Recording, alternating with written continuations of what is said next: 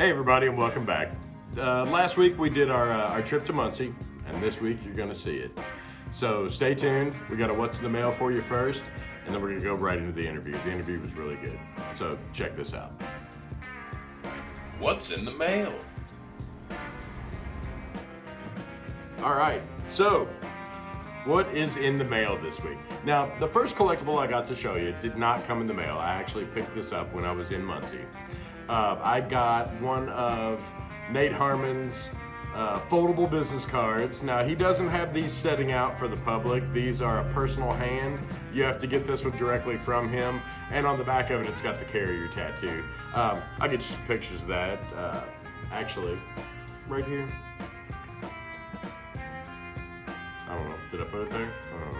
I'll get you some pictures of it. So, and these are this one and this one are the ones that he has sitting out on his front desk for the public to pick up. So if you do go in and visit his shop, be sure and grab you a couple of these. They are collectible. You know what I say? When you see it and it's free, pick it up. So I got a couple packages this week, and I got a couple coming for next week. But the one this week, let's see, the first one comes from, we'll just say eBay, because I can't remember the name of the actual person. And I don't want to give the name of the actual person, you know, I never do that, unless I'm blowing them up. So, got this, and it's one of those Russian nesting doll packages. I like when they package them really well, but sometimes I'm like, really? This much? At least it's not destroyed. Alrighty, so this one did come from Tennessee. Oh yeah, and I thought this was neat. So growing up, I was a huge fan of the band Motley Crue, as I'm sure a bunch of guys my age were. Saw them in concert several times. Just always had a really good time when it came to the Crue. So Vince Neil opened up Vince Neil Inc. in Las Vegas, and at inside O'Shea's Casino across the strip from Caesars. That's where it was. It's no longer. It's a defunct. He has since closed it up. I'm not sure why, but maybe it didn't do so well. Maybe it cost too much to have it inside a casino. I have heard that the rent inside of a casino can be upwards of $90,000 a month, which blows my mind. So, but on the back it says Vince Neil Inc. and it's got the number and all that kind of stuff. This was an appointment card that somebody would hand you with your appointment written on it. We have them too. And on the front it says Uni, which I'm sure Uni was one of the artists that were there. We'll look him up and see if we can't find something about him. This isn't very old. This guy picked this up in 2012 when he was out in Vegas, and I just think it's a super neat collectible. It's a cross collectible. It's a rock and roll collectible because it was owned by a rock and roll singer. And it's a tattoo collectible. So down the road, you may find double the collectors after a card like this. Now, this was an extremely inexpensive card. I think we paid $5 for this card to get it here and everything. But it's no less important to me. I think it's awesome. I'm gonna put it over here with my other cards from this week. And we've got this package. Now this package, as you can tell from the front, you can tell if you watch this show, you know who this is from. This is from Painted Trunk on eBay. He always puts the stamps. I love the attention to detail that Jason takes with his packages. So if you are out there watching, kudos. I always think it's neat when these show up. And I can always tell as soon as I see it in the mail handler's hand, I'm like, ooh, I know what that is. Give me that. All right, let's see if we can't get him out of here from this end. No, we're gonna have to go. We're gonna have to go deeper into this one. This one's gonna have to have the second layer taken off here.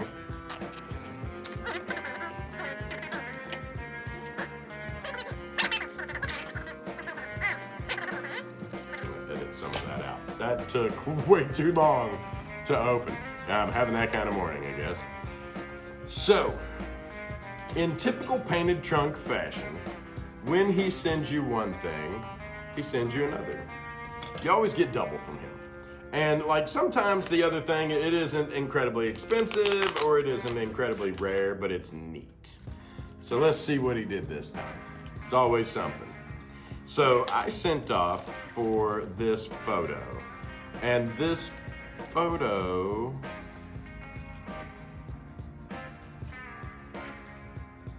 is a Cobble. I'll look this up. It says T125 on the back.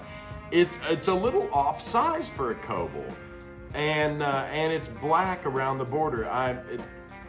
It definitely looks like a newer. It's glossy. Where usually Cobbles are the silver gelatin. They're not super glossy, and they always have like a white. Now I've got several of them. They've got a white thing around them. I think this might have been a sample, but I'm gonna look that up. It's T125. I've got the book. So we'll look that up and we'll see what it is. Chances are, knowing Painted Trunk, it's correct. He's never steered me wrong. He's never sent me any poop. So I tend to, like when it's from him, I tend to believe it.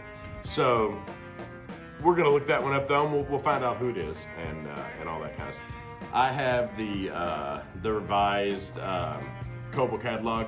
Got it from the book mistress. So it's super easy to actually look these up. This one is T125, and here we go. It says, front and rear view on same photo, showing unknown man, whole body entirely tattooed by Sailor George. Mighty nifty job is what it says. So a front and rear view on same photo. So this is not a Cobble. It is written on the back as 125. Boom, right there. But this is not T125 from Cobble. And there, I don't see any other number that could be. It could be 128 possibly, but it says a man's back completely covered with tattoo from various dates, and that is not 128 either. This is definitely not 125. So buyer beware. I got caught on this one. I'm not sure what this is, but I'm gonna get a hold of him and see what it is, because it's definitely on the back. It's mismarked at the very least. So what a bummer. It's still a nice looking photo. It's still got some like super old school stuff tattooed on the sky, and it looks cool. It's just not a Cobble photo. So be careful out there. You know, I get caught every now and then, and man, I know what I'm doing, you know, and you just get caught every now and then. I didn't see a copy of the back of this photo. So that's it though. That is not a T125 from Cobble. I kind of suspected it when I saw the size and the glare on it, but buyer beware. So, and he sent me this. Now this is a modern reproduction. I actually have one of these, but they always crack me up. This little guy just, he looks like he's about 15 or 16 and just collecting the crap out of some tattoo work, man. This looks like back in the 50s. He's got definitely some racy 50s flash hanging in the back there. I'll get you a better picture of this one. That one's just fun. We may end up giving that away in a giveaway. So now, like I said, he always sends something. It's booming in the room too. Anyway, it says, thank you again for your business. He always sends a little thank you note and one of his cards. But this time he sent me an acetate of a small cat. Now these acetates are extremely collectible. This one is marked.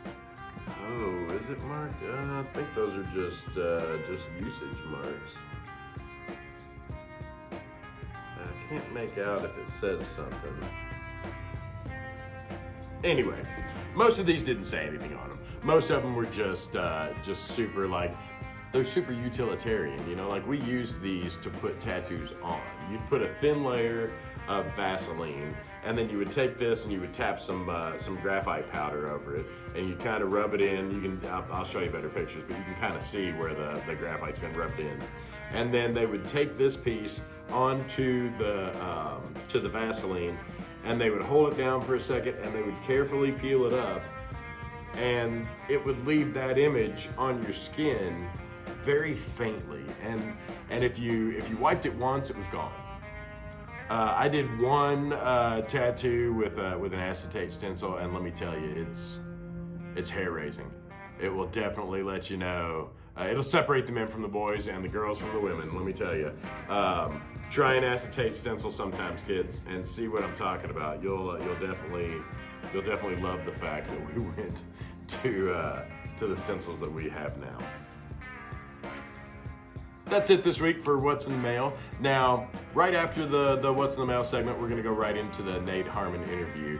I went up there to Muncie, and we went through the largest collection in Indiana. I do not doubt it anymore, ladies and gentlemen. I went there and saw the mountain. He has a mountain of stuff.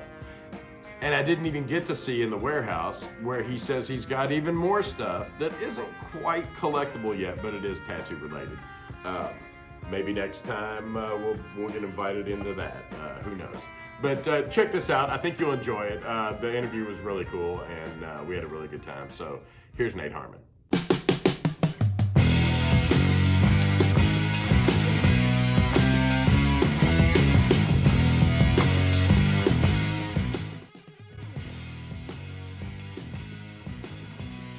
You are Nate Harmon. 111 Arts Gallery, Muncie, Indiana. I've been in this location for 11 years.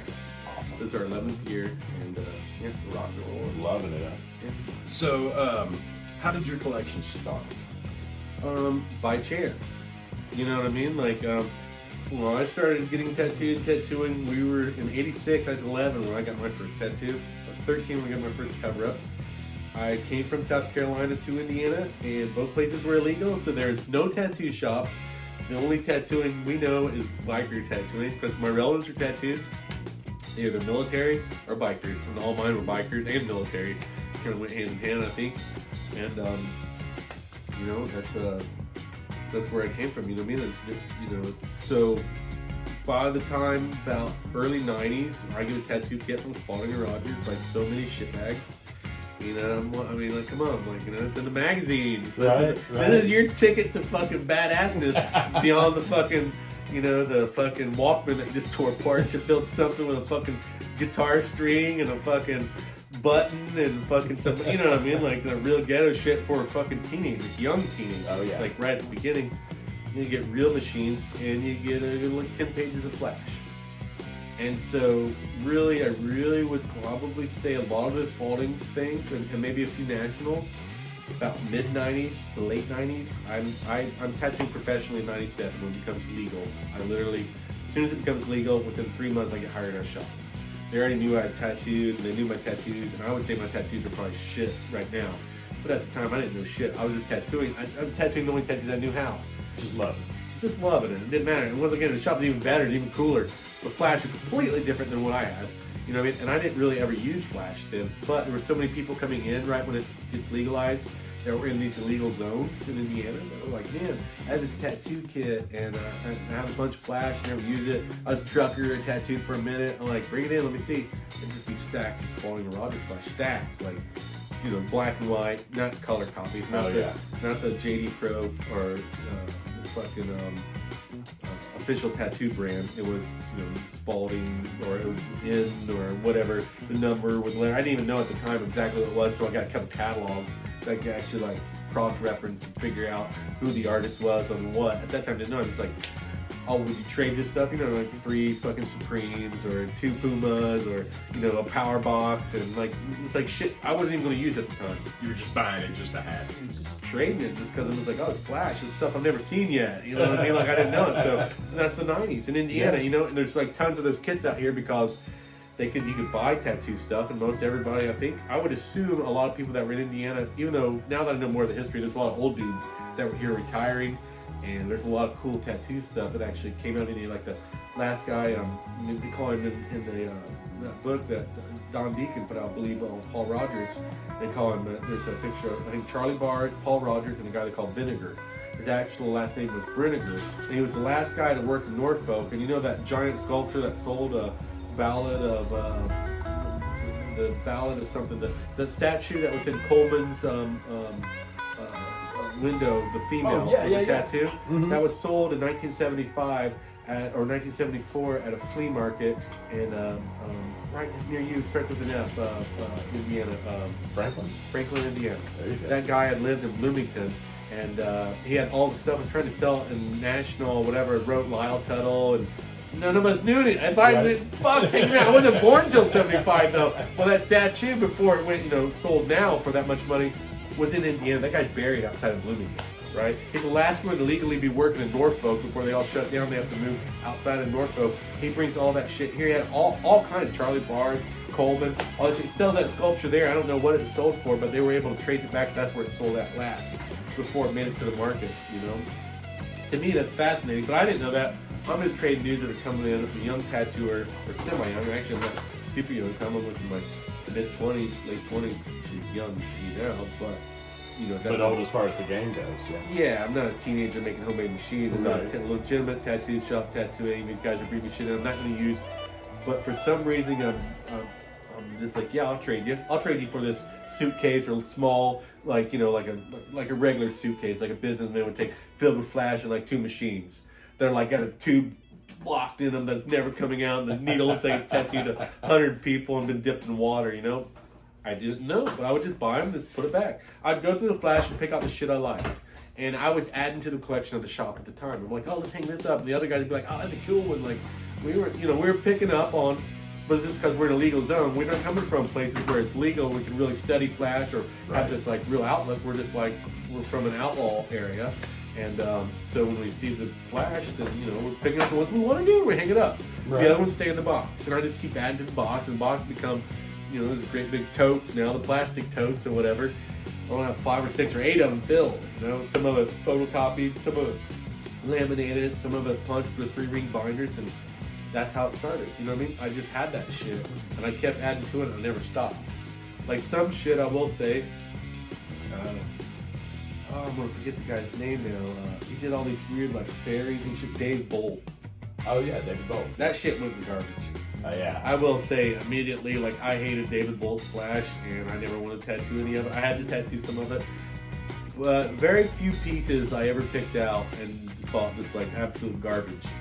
You know what I mean? Especially if I hadn't seen it before. But and I might still have some David Bolt, but I would absolutely say that some of that shit was like I gave that to other people by throwing it away. I don't know if I actually threw it away. I'm sure like you want this? Like I absolutely will not. Don't even want to look at it again. What's your most obscure piece that you own? Like of all the pieces, and I've got a ton of obscure stuff, but what is the rarest thing that you own? Well, that old photo I have of Coleman, or not Coleman, of Wagner's catching, that's 1905. And that's pretty obscure. I got another picture from New York, 1890. I just got another picture from 1910. It's hard to pinpoint that obscure because I got quite a few pieces in my favorite. When you talk about tattoo machine with a photo, like. But a photo is a little bit different than flash. And you always talk to guys who are like, what are you, a flash guy or a machine guy? Right. Well, now, are you a photo guy? You know what I mean? Like, what is your favorite? It's hard to say, you know what I mean? I like really early stuff, but then the earlier stuff for me, I probably missed out on a lot of it. A lot of us did. Like, like people like Dana Brunson and stuff had the hindsight, and they fucking lived a lot longer than us to collect that stuff back when they could. Right. And they have a great collections, and mine not so great for like pre-1930s. It's some of my favorite time periods because it's really unique. Like you see in styles that they call like the fine line or really thin needles. You can tell this shit's done with that. Right. But that kind of disappeared for me. You know what I mean? Like I like to be able to look. I can't necessarily say I have one favorite piece, but I like pieces that tie into like really like throw you off guard. Like everything wasn't done with a 9 or a 5. Some stuff looks like a single needle even then. Right. You know what I mean? Like little tiny faces. 100%. Yeah. Like man, it can't be the size of your pinky nail and like not be done with that because we all know tattooing. Yeah. You do it at the 3, it's gonna be pretty big and it's gonna expand. When you go to the single needle, it's still gonna expand, but I think there was that delicacy at one time. So I like stuff that kind of pinpoints in. But I think I like the early stuff, but I also like the 60s, But maybe for rarity purposes, 1890s to 1910s. I got a flash sheet back there in 1910, a photo 1905. And like that time period is super rare, I think, like to like still have, because you know, so much shit, like just because of religion or wherever you're at, like the majority of tattoo shit got thrown in the trash, literally, like in dumped somewhere. You know what I mean? So I'm still seeing that. yeah, you know, the shop closed down. Or they'll throw out flash. They don't want the flash racks anymore. Like I was saying earlier, with like it's all laminated shit. So, you know, JD, everybody wants custom shit now. Right. You want this? If you don't take it, I'm throwing it in the trash. Okay, I'll take it. Right. You know, if you insist. Yeah, and then you kind of look at it, put it back. You don't look at it for a year or two, and finally, like, I'm addicted. Then you're like, oh my god, I love this. Like, because what you didn't like, it's like food or just being a kid. When you're a kid, you hate beans. Right. Well, your parents dying in your 30s, and you try those beans. You're just finally trying to like, fuck, I love them. Like when you're a kid, you know you taste them, you're spitting them out in a napkin, trying to throw it away or feed it to the dog. You know what I mean? But as you know, our tastes change. Right. It's some things that we didn't like when we were younger grow on us because now that time period is gone. We see it. It represents that time period. Got the nostalgia with it. Got the nostalgia, and then we fall in love with it. You know what I mean? So, you know, for me, all tattooing is just as relevant because you know I have the point when I get into it, and I have the points when I see my relatives' tattoo era time periods that I grew up looking at their tattoos before I was ever old enough to even encounter any needs of getting tattooed, tattoo art, or any of that shit.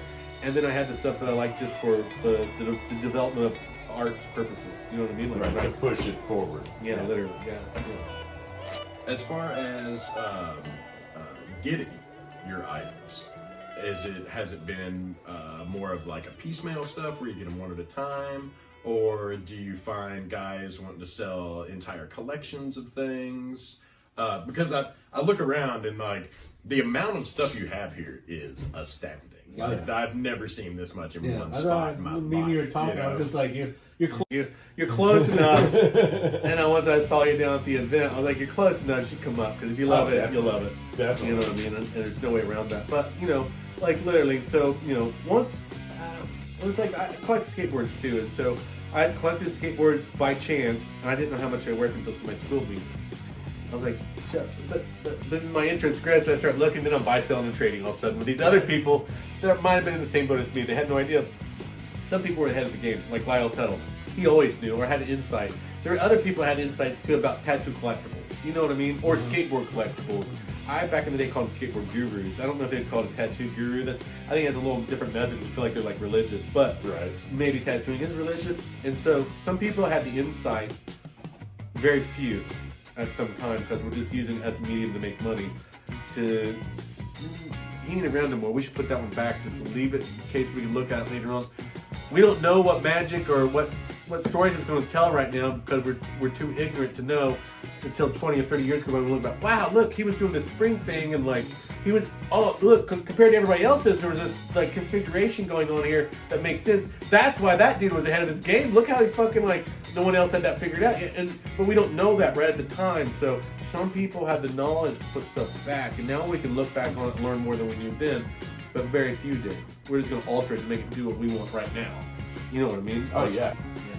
So if you had to guess, how many items do you have? Yeah, we tried guessing about that. We're going to put on business cards over 10 million designs. Like, No kidding. we're trying to figure out in the wall if there's 5 designs per sheet, and there's at least 5,000 sheets, maybe more up.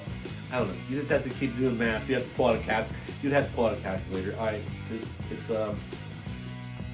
I probably have 10,000 sheets of flash. Maybe I would definitely put between 5 and 10,000 sheets of flash, production flash. I have more in the warehouse that are just like, I don't know if anyone would ever be interested in them. I don't know, but we'll let a couple more years go by before I want to let any of that stuff go. You know what I mean? Because, I mean, like the Superior sheets, I got a whole bunch of those, and I gave you a little detail on that. It's kind of gross. Right. Kind of interesting. Right. It's just part of all of this, no matter what. Part of the history, no matter what. what. It's part of the history all along. How many people like people like Charles Manson, they want a little piece of Spawn Ranch, a little piece of dirt in a bag. Right. At some point, you give somebody a story like, well, I'd buy one of those sheets. Okay, $50. How much are they going for now? Absolutely nothing, because the story isn't really out there. They don't know who the name is. Like, right? Once the name's out there, you want like some serial killers, some pedophiles. What are you into collecting? Like inside of this realm of tattooing, you know what I mean? And like, you know, people it's like this guy shot and killed somebody. This guy died tattooing. You know, like literally in the middle of a tattoo. You know, those ambiances and nuances or whatever add to the sheet's values. But we don't all know that until we have a chance to step back and let some time go and ask some questions before we just start throwing stuff away. You know what I mean? And I definitely probably have, probably 5,000, 10,000 sheets of flash.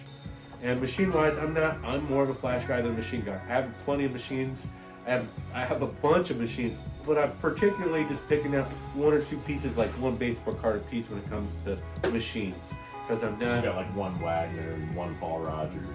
Yeah, 1 Percy Waters, 1. Yeah, you can just go down the line just like that. But I'm cool with that. Like that's right. Me. I've seen other guys and I'm just like, oh, I'll drill, but that's not necessarily my forte. I appreciate it, and most of mine I want to be able to run and tattoo with too. You know what I mean? So I'm like, add a capacitor, switch the springs. I need something that's broken, and because I understand the value of if it's already together, don't mess with it, take it apart. You know what I mean? Like if it's already been like that. But if it's broken, somebody else has already fooled with some stuff that's not right.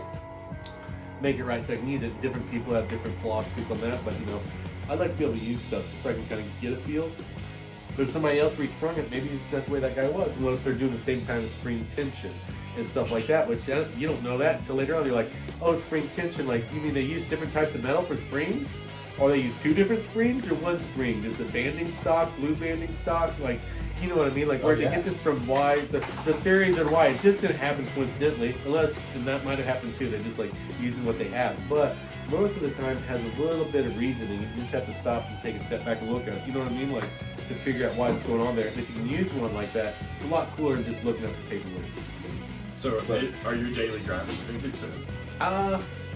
My one daily driver is based on vintage machines Scott Sterling built, but a lot of them are. Like I use a Paul Rogers and I use an Owen Chinson for shading, like as my daily drivers. But most of the time when I travel in the U.S., I'll take them, but overseas, I don't. I just, in case you lose them or in case you I've taken my daily driver over there a couple times and a couple times I haven't. I'm just like, I just worry about the farther places I go if I lost one of my absolute favorites, like, I can't replace it. Right. Like I could replace it and get another one, and but it'll never be the same. It won't be that one. It won't be that one. Yeah, right on. The mojo. Do you sell any vintage items? Oh yeah, buy, sell, trade, man. That's the whole game, man. It's like, what do you got that I want? I'm after Fred Clark stuff. You know what I mean? So Fred Clark is in Midwest, honestly, because I'm in the Midwest. My collection happened by chance, and I was, like you're saying, like you can buy piece by piece, or just pieces come to you. The first came to me as flash sets, and some pieces have come to me as collections, and people offer me stuff. I don't do books and stuff, and people do books. I've met younger collectors that have people offer them stuff now just because they did a book, just because they got their name out somewhere where somebody didn't know, so they can go to them now. The guy's been tattooing for 6 years or something. It's like kind of astounding to me. And like, I've been tattooing over 20 years, man. And I tattooed since 97 professionally, and I tattooed before that from 93 on, it's illegal. And I tattooed before that, 86 till then, and that was totally like a kid, teenager shit. I don't know when you count I started tattooing. I have different time periods of my tattooing experience. I don't think any of them are illegitimate. They're definitely not professional. You know what I'm saying? Oh, yeah. But they're legitimately tattooing. Yeah, they are in the skin, staying forever. 100%, you know what I mean? But there's just like different, that's because they come from a legal place, which I totally enjoy, and I'm honored that I was lucky enough to fall in there before it happened. It's all legal now, and it's all art shit on the iPad, you know what I mean? Like, this is all raw shit. You have to dig it out to find it, and like, motherfuckers just don't tell you shit, you know what I mean? Like, especially bikers, man, they cuss you out before they tell you anything. They fucking run you off, you know what I mean? By the time you're in shops, I remember, by the time I was getting shop, I was getting tattooed in Charlotte, North Carolina, where my mom lived. I was 18, getting this barcode. And I tell the guy I tattooed stuff, tattooed on my house. He goes, "Oh, you're a scratcher." I'm 18, man, from Indiana. But I didn't even know what a scratcher was. Right? I had no idea. I didn't know there was an insult for somebody tattooing. I was like, "A tattoo, man. I've been tattooing." Like, "Oh, how you tattooed?" Tell him. He's like, "Oh, you're a scratcher." And like, I'm just like, "Yeah." Not knowing that he's meaning it as a slight. Meaning I'm a piece of shit, scab, an idiot. Like, whatever. I've fallen in love with that. There's plenty of people that started off on their own from the dawn of time. I have no qualms about them. But at the time, I was a little like, I shouldn't tell people. But I'm like, you don't ever go in a shop being a tattooer and not tell me you're a tattooer. That's the no-no, because you'll never be allowed back in the shop. Like, you tattoo, you didn't tell me you tattoo. I look at your tattoo, now I look at your tattoo online, now you're copying my tattoos, didn't tell me you're tattooing. not only copy them, I see you took pictures of the shop or tried to, it looks like shit. Why don't you just tell me you tattooed so we can have the conversation? Right. I might have been able to school you on something or tell you you're doing something wrong, or, you know, I'm not the guy that's going to run you off and tell you an idiot. I might tell you an idiot, but I also might be like, maybe you need to try, step back and try to get like this. You know, maybe you should nowadays, but it's a totally different time period. Try to give them a criticism. Maybe you shouldn't be doing it at your home and doing a shit job. And you've got the drive and want to. You don't go taking photos of somebody's shop and then try to do them at your house. But, you know, live and learn. You know what I mean? Like, right. And at the time, I would have never done that, but I would just like, I tattoo. Like, you know what I mean? Like, I love tattooing. Like, it was coming from a kid who started tattooing when he was 11 years old. You know what I mean? Like, how the fuck do I know at 18? Like, you know, I'm still an idiot, you know? But still loving it. You know? Still, it didn't change my qualm. I just learned, I was like, oh, I'm a scratcher. Like, cool. Hey, I got a title. Yeah, live and learn. What scratcher mean? You're like, oh, you're a piece of shit. Like, oh man, I'm like, where'd you learn? Like, oh, at home. Like, you know. But I didn't know when we're going to other states. When I'm traveling at 18 from Indiana, you know, I turned 18 in '94. It's illegal here still, man. There ain't no shops to go get tattooed at. So when I go out of state, I don't know that they have this like rich history that's going on for a lot longer than I can comprehend. You know what I mean? Like, this shop's been here for 40 years. You know what I mean? Like, idiot. Like, but you know, I learned to I respect it totally. You know, but because here you got very short history. Yeah. Tattooing. Well, it's long, but we have as far as legal. 64 to 97. Right.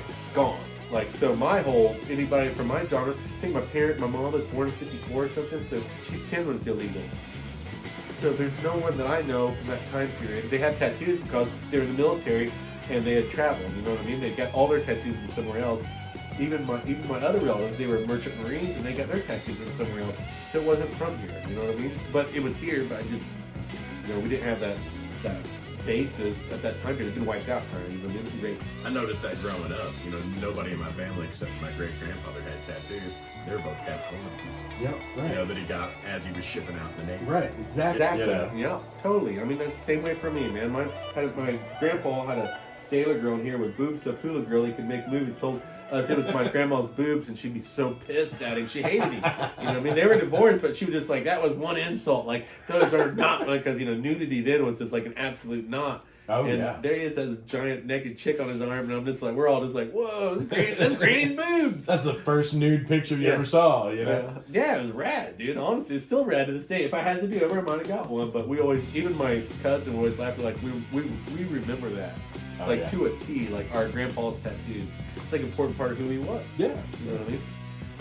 So now, how do you curate your stuff here? Do you take it somewhere and have it framed? Do you frame it in-house? Do you have a match I got cutter? 2 art degrees. 2 art degrees. I can match cut. I can use acid free. I buy a lot of my frames from the flea markets and Goodwills, and I'll put archival like acid backs on them.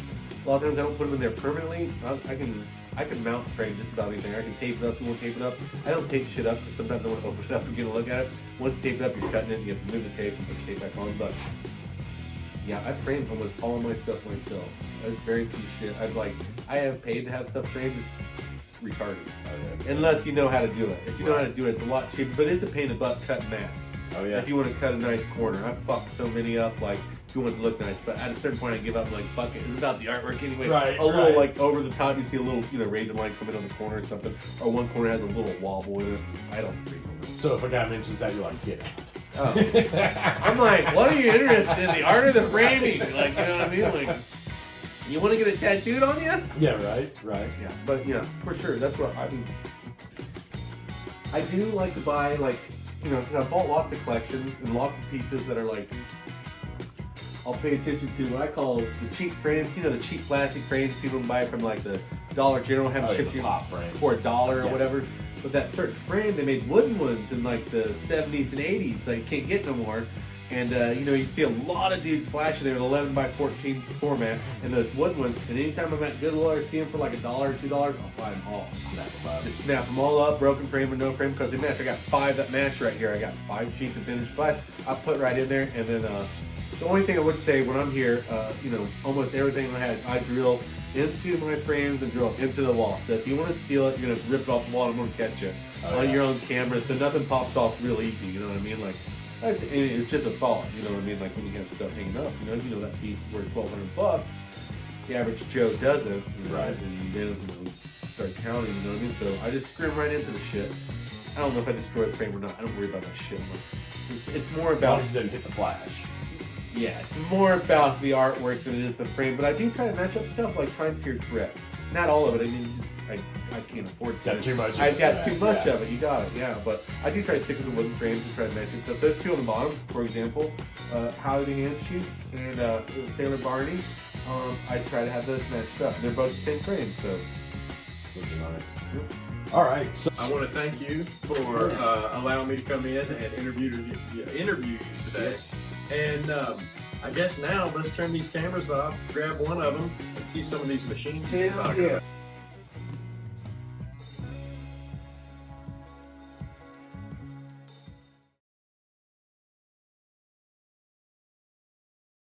Okay, hopefully you enjoyed that. We really enjoyed going up and making it. We'll definitely get with Nate again and in the future and do some future projects with him, hopefully. He is kind of a busy guy. So that is what we had for you this week on Tattoo Collectables. Hopefully you've enjoyed. Please like and subscribe if you haven't already. I'm sure a bunch of you have already. And until next week, stay safe and keep collecting. Hey everybody. Thanks for watching, and please hit the subscribe button down below and check out these videos. We've worked real hard on these too, and I think if you enjoyed this one, you'll enjoy those too.